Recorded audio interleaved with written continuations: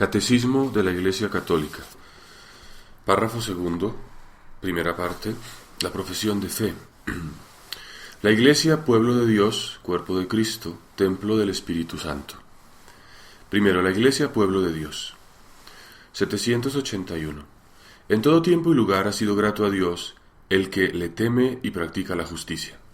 Sin embargo, quiso santificar y salvar a los hombres, no individualmente y aislados, sin conexión entre sí, sino hacer de ellos un pueblo para que le conociera de verdad y le sirviera con una vida santa. Eligió pues a Israel para pueblo suyo, hizo una alianza con él y lo fue educando poco a poco. Le fue revelando su persona y su plan a lo largo de su historia, y lo fue santificando. Todo esto, sin embargo, sucedió como preparación y figura de su alianza nueva y perfecta, que iba a realizar en Cristo. Es decir, el Nuevo Testamento en su sangre, convocando a las gentes de entre los judíos y los gentiles para que se unieran, no según la carne, sino según el Espíritu. Dice Lumen Gentium 9. Las características del pueblo de Dios. 782. El pueblo de Dios tiene características que le distinguen claramente de todos los grupos religiosos, étnicos, políticos o culturales de la historia. Es el pueblo de Dios. No, Dios no pertenece en propiedad a ningún pueblo, pero Él ha querido para sí un pueblo de aquellos que antes no eran un pueblo, una raza elegida, un sacerdocio real, una nación santa, como dice Primera de Pedro 2:9. Se llega a ser miembro de este cuerpo no por el nacimiento físico, sino por el nacimiento de arriba, del agua y del Espíritu, como dice Juan 3, del 3 al 5, es decir, por la fe en Cristo y el bautismo. Este pueblo tiene por jefe, cabeza, a Jesús el Cristo, ungido, Mesías, porque la misma unción, el Espíritu Santo, fluye desde la cabeza al cuerpo, es el pueblo mesiánico. La identidad de este pueblo es la dignidad y la libertad de los hijos de Dios, en cuyos corazones habita el Espíritu Santo como en un templo. Su ley es el mandamiento nuevo, amar como el mismo Cristo nos amó. Esta es la ley nueva del Espíritu Santo. Su misión es ser la sal de la tierra y la luz del mundo. Es un germen muy seguro de unidad, de esperanza y de salvación para todo el género humano. Su destino es el reino de Dios, que Él mismo comenzó en este mundo, que ha de ser extendido hasta que Él mismo lo lleve también a su perfección. Un pueblo sacerdotal, profético y real. 783. Jesucristo es aquel a quien el Padre ha ungido con el Espíritu Santo y lo ha constituido sacerdote, profeta y rey. Todo el pueblo santo de Dios participa de estas tres funciones de Cristo y tiene las responsabilidades de misión y de servicio que se derivan de ellas. 784. Al entrar en el pueblo de Dios por la fe y el bautismo, se participa en la vocación única de este pueblo, en su vocación sacerdotal. Cristo el Señor, pontífice tomado de entre los hombres, ha hecho del nuevo pueblo un reino de sacerdotes para Dios, su Padre. Los bautizados, en efecto, por el nuevo nacimiento y por la unción del Espíritu Santo, quedan consagrados como casa espiritual y sacerdocio santo. El pueblo santo de Dios participa también del carácter profético de Cristo. Lo es sobre todo por el sentido sobrenatural de la fe, que es de todo el pueblo, laicos y jerarquía, cuando se adhiere indefectiblemente a la fe transmitida a los santos de una vez para siempre, y profundiza en su comprensión y se hace testigo de Cristo en medio de este mundo. 786. El pueblo de Dios participa, por último, de la función regia de Cristo. Cristo ejerce su realeza atrayendo así a todos los hombres por su muerte y su resurrección.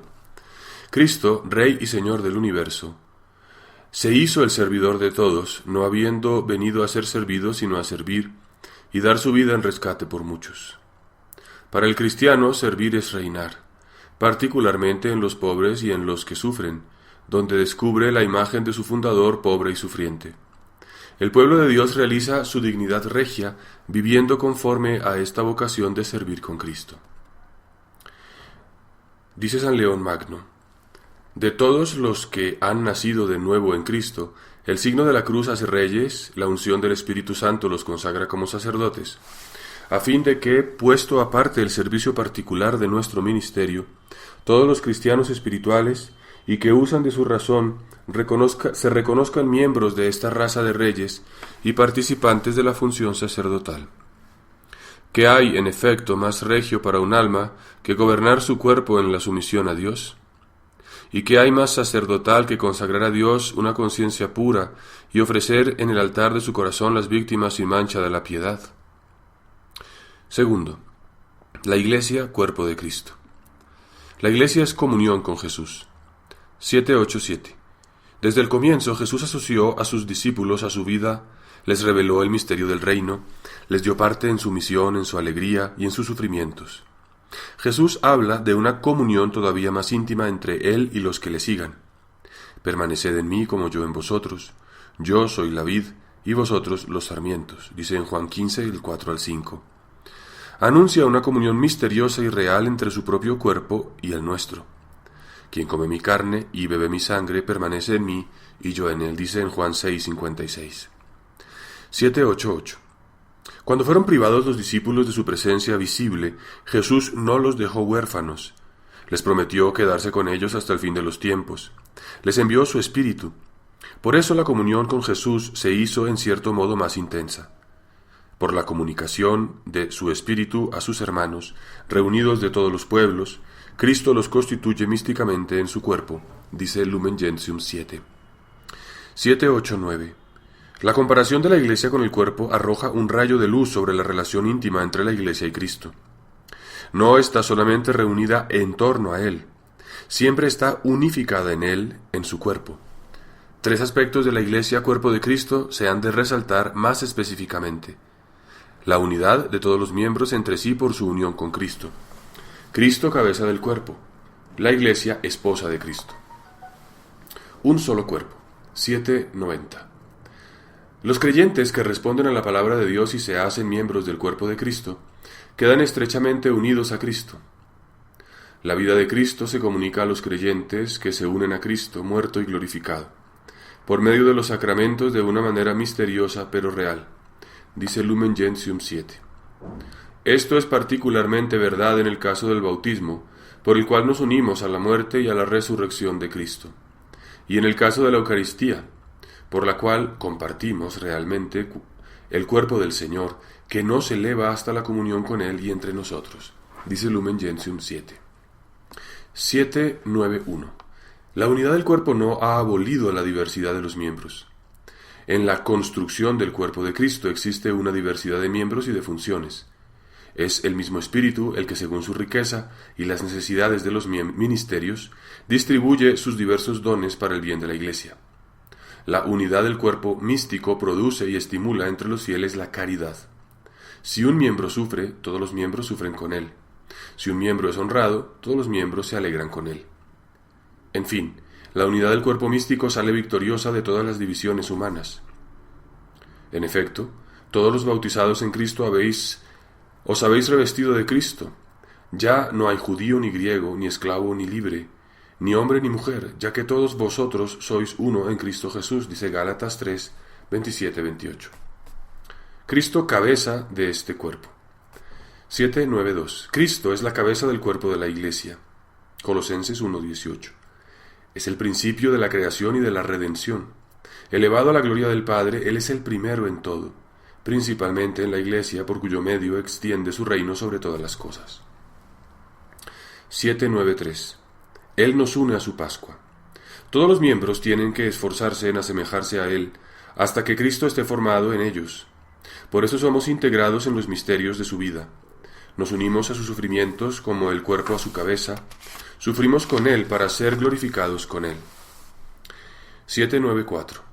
Él provee a nuestro crecimiento.